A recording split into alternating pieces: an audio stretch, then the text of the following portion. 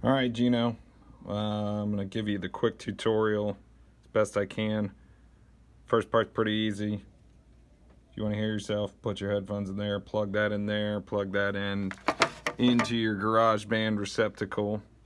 Then the key is when you start a new project, for you don't want to pick the bass because that's like a virtual bass. It's useful, but not what you need. You'll scroll all the way over to amp, then you would pick bass. Biggest thing it took me to figure out was once you get it open is over here at the input, you want to click on that and hit oh,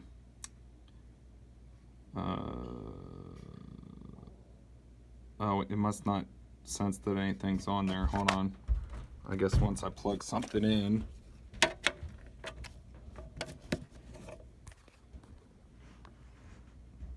it will, now it's there.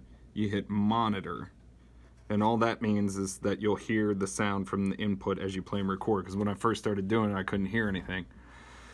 The other thing is the song settings,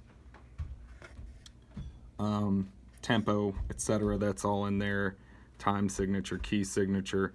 I can show you more about that. That way, if you the chords and things you'd play on the keyboards were all particular to that.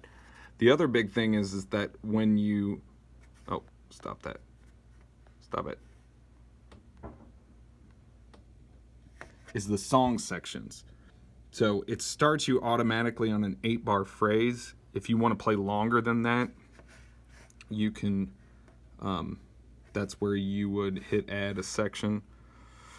You know, you could do a B section.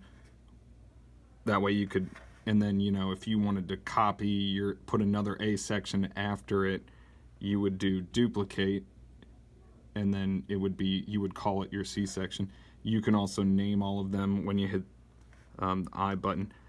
The what was the other? The other big thing is, oh yeah, if you want to hear all of your parts together, so you write an A section, a B section, a C section, you got to go up and click all sections, and then it, see, it just went up to 24. Then it'll play all of your stuff in a row.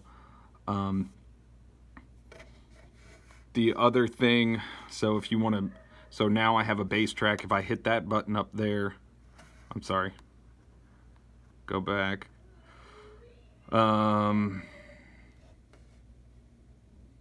If I need to add, oh, since I haven't recorded anything, it's not really gonna, so then it'll give you a metronome count in.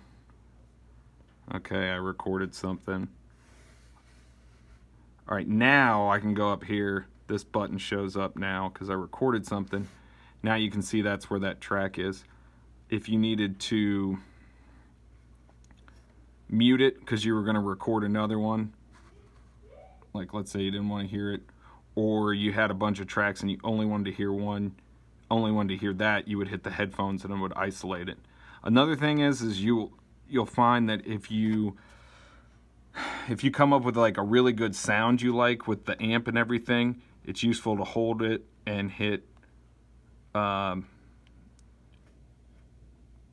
if possible, sometimes I wish I didn't have to work on a touch screen, hit duplicate. So now it's not going to duplicate the waveform, but I have the exact same sound, and then I can record another track. So maybe that one's okay, but I'd actually like to try it again. I'll just mute that original one and then record it again, see which one sounds better. Or if you want to add an effect, so like let's say you record a big waveform up here, but just for the chorus you wanted to add like you know, double your vocal part and add some chorus or something, you'd copy it. This is kind of weird to do with my finger in front of me, and then paste it there. I undo that. That's your undo button. Sorry. See, and then it's there. Then I can go in here, I can move it around, I can add effects. Another thing is the settings. That's that button. That's volume pan. Another thing you can do is duplicate a track and then pan it left and right, and then your just basic echo, reverb, and stuff like that. That should get you started. That's your loop button. So like, let's say you record something and you just want to play along with it and loop different ideas.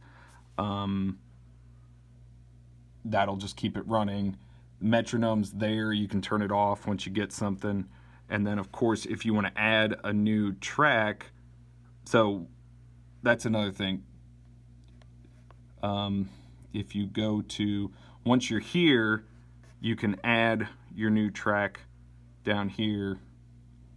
I definitely recommend once you got a basic idea, is just using the virtual drummer. You hit acoustic or electric, and then they'll just ask you to pick the style of drummer you want. It works pretty well. It's easy. It's all the rest of it's pretty intuitive. This is the one we'll have to go to later to show you how, if like I send you a track and you want to pull it in and play something over top of it, we'll go over that. But I don't know, man. Hopefully this helps.